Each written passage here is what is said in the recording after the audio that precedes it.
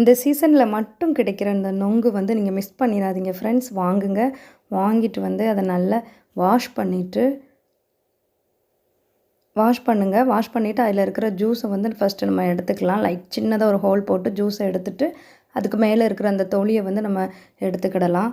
அந்த தொலி தான் ரொம்ப நல்லது. அதில் இருக்கிற துவர்ப்பு சத்து வந்து நம்ம குடல் புண்ணை ஆற்றும், ரொம்ப நல்லது. ஆனால் இந்த சர்பத்துக்கு வந்து இது இல்லாமல் செஞ்சால் கொஞ்சம் டேஸ்ட்டு நல்லாயிருக்கும். அதுக்காக தான் நான் ரிமூவ் பண்ணுறேன்.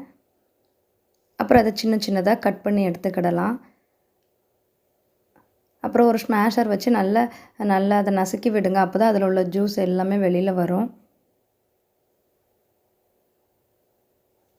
இங்கே பாருங்கள், பார்க்கவே அழகாக இருக்குது, ஜெல்லி ஆட்டம். அப்படியே சாப்பிட்லாம். நல்லா ஸ்மாஷ் பண்ணிவிட்டு அப்புறம் அதில் வந்து அரை முடி எலுமிச்சைப்பழம் நீங்கள் சேர்த்துக்கோங்க. சப்ஜா சீட் வந்து 1 ஸ்பூன் அளவுக்கு எடுத்து நான் ஒரு 5 நிமிஷம் ஊற வச்சு வச்சுருக்கிறேன். அதையும் நான் அதில் சேர்த்துக்கிறேன். ஃப்ளேவருக்கு வந்து உங்களுக்கு ரோஸ் சர்பத்து இல்லை வேறு உங்களுக்கு என்ன ஃப்ளேவர் வேணுமோ நீங்கள் அதை சேர்த்துக்கலாம். சேர்த்துட்டு அப்புறம் அதில் வந்து 2 டம்ளர் அளவுக்கு ஐஸ் வாட்டர் சேர்த்துக்கோங்க. உங்களுக்கு கூலிங் வேண்டான்னா நீங்கள் நார்மல் வாட்டர் கூட சேர்த்துக்கலாம். உங்களுக்கு இனிப்புக்காக கொஞ்சமாக நான் ஹனி சேர்த்துக்கிறேன். நீங்கள் சுகர் கூட சேர்த்துக்கலாம்.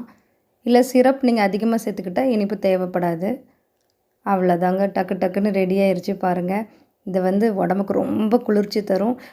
இதை செஞ்சு பார்த்துட்டு எப்படி இருக்குன்னு கமெண்ட் பண்ணுங்கள். இன்னொரு வீடியோவில் சந்திக்கலாம். பாய்.